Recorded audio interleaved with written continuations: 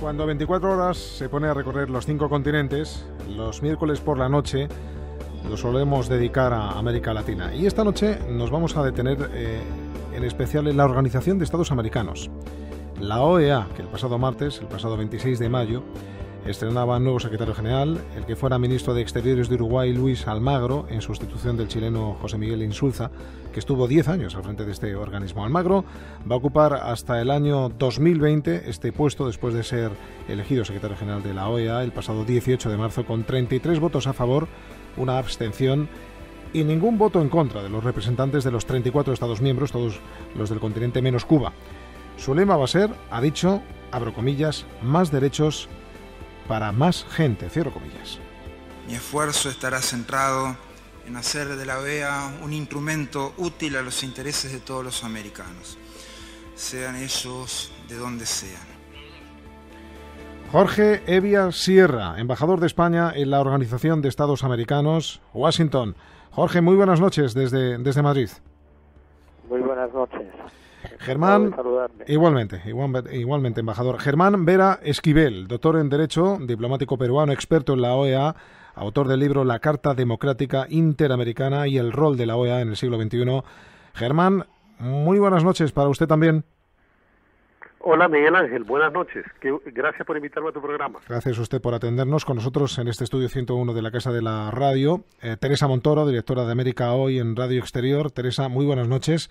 Y ya sabes, vía libre para intervenir cuando consideres oportuno, como no podía ser de otra manera. Muchas gracias. Buenas noches. Buenas noches, Teresa. La OEA, que fue fundada en 1948, en los albores de la Guerra Fría, derivada de la Unión Panamericana, y esta, a su vez, de la Unión Internacional de Repúblicas Americanas. ¿Cómo ha ido cambiando su papel en el continente en los últimos años? Yo creo que esta pregunta quizás la pueda contestar perfecta, bueno, cualquiera de los dos, pero por arrancar, por abrir el melón. Germán, ¿cómo lo que le preguntaba, cómo ha ido cambiando su papel en el continente en los últimos años, esto que empezó siendo lo que es y ahora ha terminado siendo la OEA?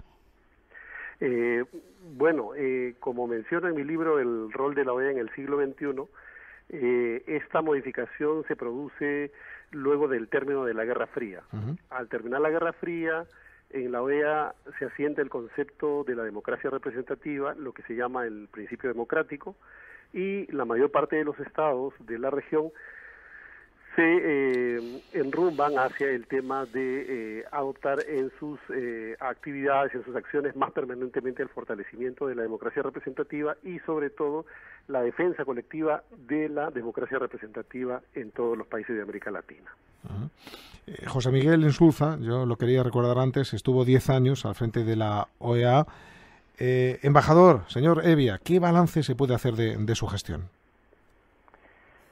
Bueno, el balance de 10 años, digamos que hay también cambios que inevitablemente se han producido pues por el paso de ese tiempo, ¿no? Que también sería mucho decir que todo eso se debe a lo mejor a la dirección del secretario general, sino que inevitablemente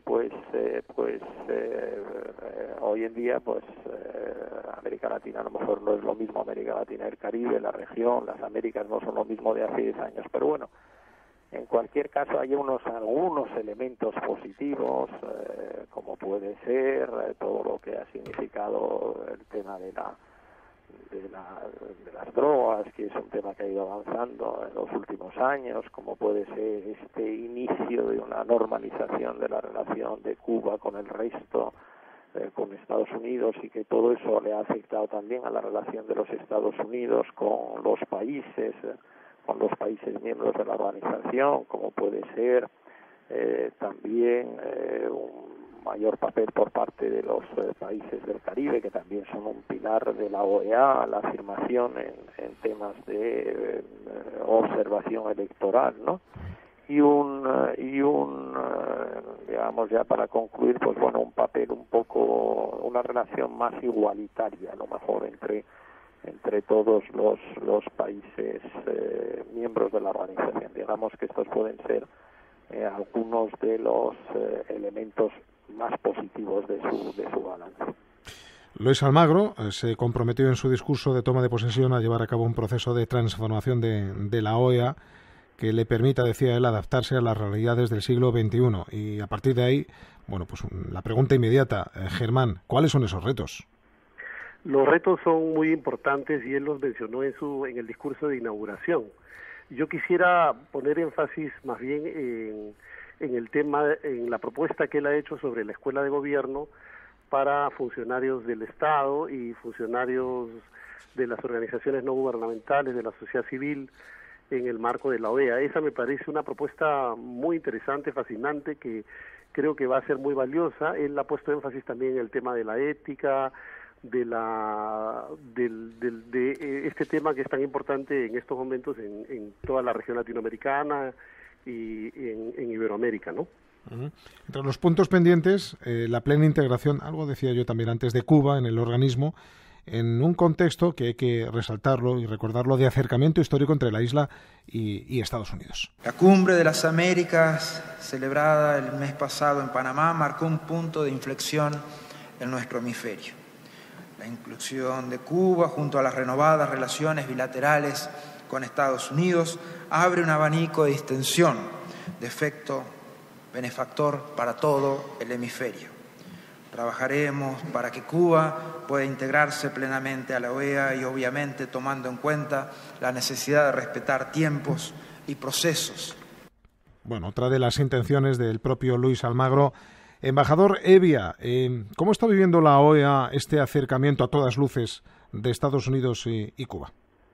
Bueno, como yo decía antes, lo que realmente tiene de positivo es que Estados Unidos, en su relación con el resto de los países de la organización, tenía un pequeño problema con este asunto de Cuba, ¿no? Porque de una u otra manera le afectaba su relación con el resto. Yo creo que ahora pues se ha liberado un poco de esa carga y digamos que ha pasado la pelota a Cuba, incluso al resto de los países de la organización, ¿no? Ahora digamos que ha normalizado esa relación, ellos han entrado en una relación bilateral que veremos a dónde les llega. Y bueno, pues ahora yo creo que le queda ya al resto de los miembros de la organización ver pues qué papel quiere que juegue también Cuba y ver si alguno de los de los elementos importantes que tiene pues eso, la Carta Interamericana Democrática, todo el acervo democrático que tiene también la organización, si va a ser considerado como un elemento importante también que debe ser de una u otra manera aceptado también por Cuba para normalizar también su relación con el resto de los miembros de la organización. ¿Teresa? Pues yo le quería preguntar al señor Germán Vera, hablamos en esa redefinición que se hace a partir de ahora con el nuevo secretario general, ¿qué papel van a jugar países como Venezuela y Ecuador, que en los últimos años han puesto pues muchas pegas a este organismo, ¿no? Bueno, es muy interesante lo que me preguntas. Yo quería aunarme un poco a lo que mencionó el embajador Hevia y mencionar sobre el tema de Cuba, que tiene mucha relación con esto, que con el apretón de manos que dio el presidente Obama al presidente Raúl Castro en la Cumbre de las Américas, podríamos considerar que la Guerra Fría ha terminado en Latinoamérica, ¿no? Y probablemente la relación con los países que has mencionado será siempre una relación armónica y también distante, ¿no? En ciertos momentos por el tema sobre todo de los derechos humanos, ¿no? Que ha sido muy mencionada, muy trabajada por mi compatriota Mario Vargas Llosa en algunas ocasiones en unos escritos que tiene en el diario El País, ¿no? Y en ese contexto también de la OEA, dentro de los distintos organismos que han ido creciendo también en la zona, como por ejemplo UNASUR, CELAC, ¿cuál sería también ese contexto en el siglo XXI? Pues es muy valioso el mencionar al UNASUR. El secretario general Almagro ha mencionado que muchos de los temas a los que tú te refieres se verán en el marco de la UNASUR. Y esto es muy relevante para esta organización. También se ha mencionado que ninguno de estos mecanismos, la CELAC, el UNASUR, se contraponen a la OEA, ¿no? Todos estos mecanismos son complementarios, y en eso reside la importancia de este tema, ¿no? Otro de los desafíos, hablábamos antes de Venezuela, lo que vamos a hacer es esa crisis política en este país, un asunto que Luis Almagro, bueno, pues conoce bastante bien tras participar el año pasado en una misión dirigida a propiciar una mesa de diálogo político entre el gobierno y la oposición. Esto se hizo junto a otros cancilleres de la Unión, precisamente de la Unión de Naciones Sudamericanas. ¿Tiene mucho, poco o medio margen de maniobra, embajador Hevia, la OEA para intentar reconducir esta situación?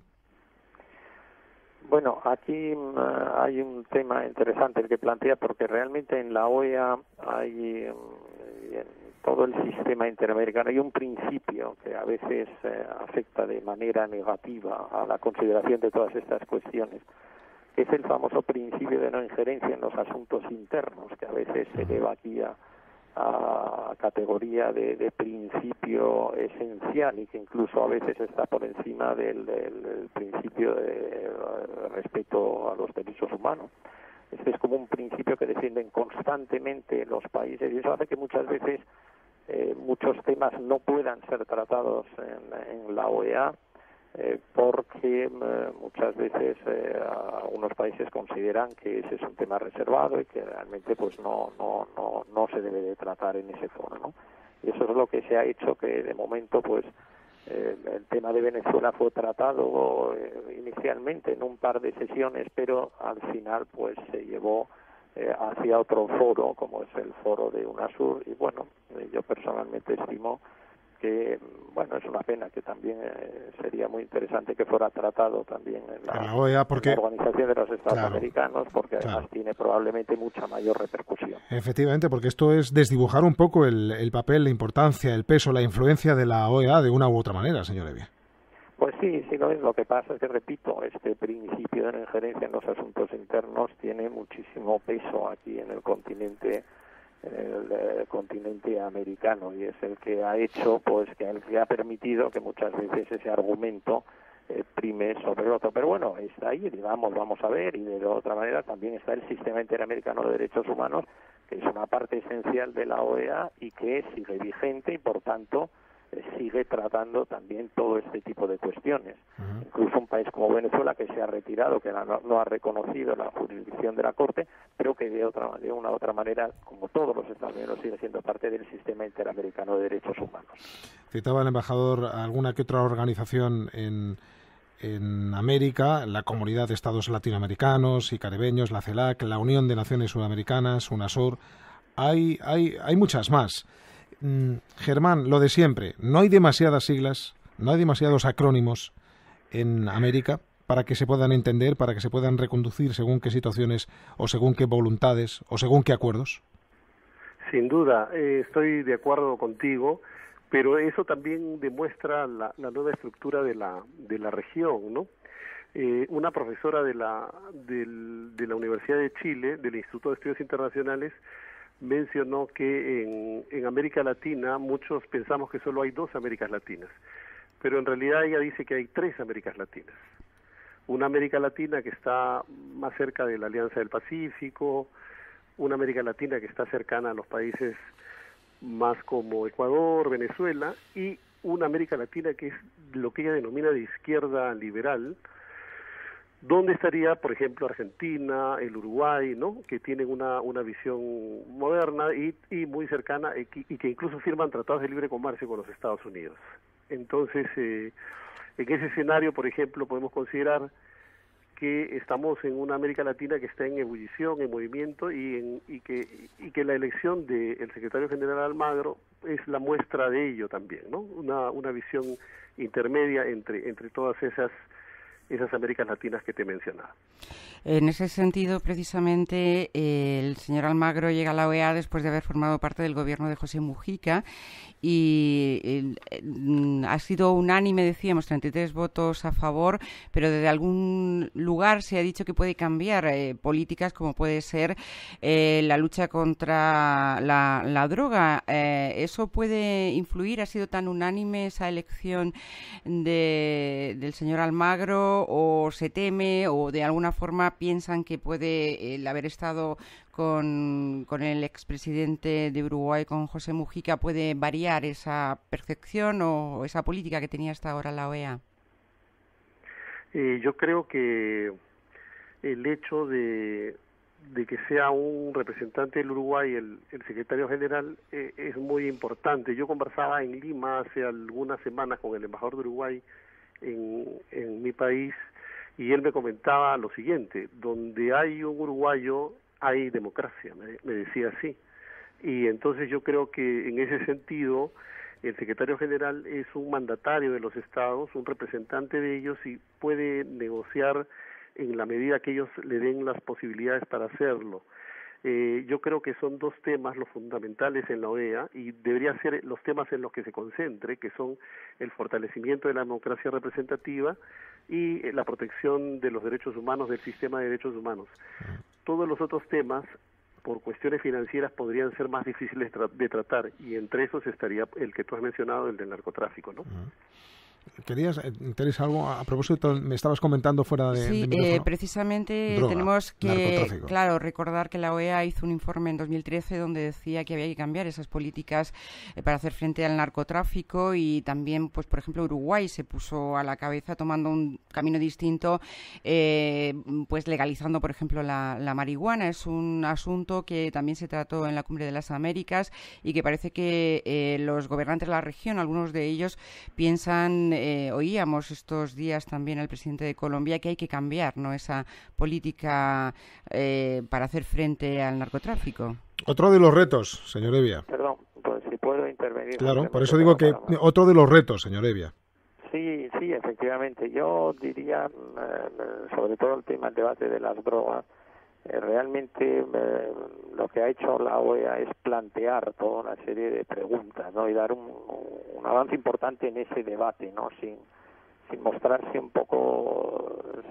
favorable a ninguna solución de manera definitiva, ¿no? Es una decisión que viene en el 2013, se presentó ese informe, que es un informe muy positivo, muy interesante, que abre nuevas vías, que plantea nuevos interrogantes, que sobre todo viene a decir que en determinados casos pues se han adoptado determinados tipos de políticas penalizando el consumo, sobre todo en el caso de pequeños consumidores, que han sido un poco, que han llenado las cárceles de gente y que no han servido para limitar las consecuencias negativas del problema. Y digamos que el debate está lanzado, ¿no?, pero está muy abierto. Tampoco se puede decir que se imponga determinado tipo de soluciones, ni de que se hable claramente de la legalización. Se habla más bien de la despenalización, y en otros países pues están en marcha determinado tipo de políticas, como aquí en Estados Unidos, como en Uruguay, ¿no? Y el secretario general, yo creo que en esto, bueno, pues tampoco puede influir tanto, ¿no?, porque realmente él es un funcionario al frente de la organización, y van a ser un poco los estados los que tienen realmente el gran protagonismo, y los que van a ser verdaderos actores en ese debate. Señor Hevia, en Europa hay muchos analistas, concienzudos además, no hablan por hablar, saben lo que dicen, que en el Club de los 28 quien manda de verdad, a caballo entre Francia y Alemania, pero sobre todo Berlín. ¿En la OEA pasa algo parecido? Pues no, en teoría el gran contribuyente es Estados Unidos, que es el que aporta una cantidad considerable del presupuesto, en torno al 55%, pero sinceramente no son los que llevan ni mucho menos la voz cantante. Es más, a veces yo bromeo con mis amigos norteamericanos y les digo, oye, ¿por qué estáis tan tranquilos y por qué estáis tan calladitos, no? Les animamos a que tengan un papel a veces más activo. Es una OEA mucho más igualitaria, con unos países caribeños que tienen un peso creciente, son 14 dentro de los 34 países. Fíjese usted que con 18 votos ya consiguen, con 17 o 18 votos, 17 en estos momentos, uno puede ser elegido como secretario general, y hay 14 países caribeños que son decisivos a la hora de la elección, y luego países que tienen cuotas muy bajas a la organización, y sin embargo pues tienen un protagonismo importante en la vida cotidiana de la organización. O sea que yo diría no es así, es mucho más igualitaria hoy en día, pero yo siempre animo a mis amigos norteamericanos a que tengan un papel más activo. Ya, hablando de cuotas, no todos pagan, o por lo menos si pagan lo hacen con retraso. Bueno, alguno con retraso, pero eso tampoco tiene impacto. Lo importante es que hombre, pero llama la atención, embajador, llama la atención. Sí, que llama la todo un atención, Estado, que todo un país, sí, voluntariamente está en una organización de peso como la OEA, sí, como mínimo retrase pagos. sí, llama la atención más que eso, fíjese, llama la atención lo bajas que son las cuotas. Yo también sé cuánto tenga oportunidades. Pues peor me lo pone.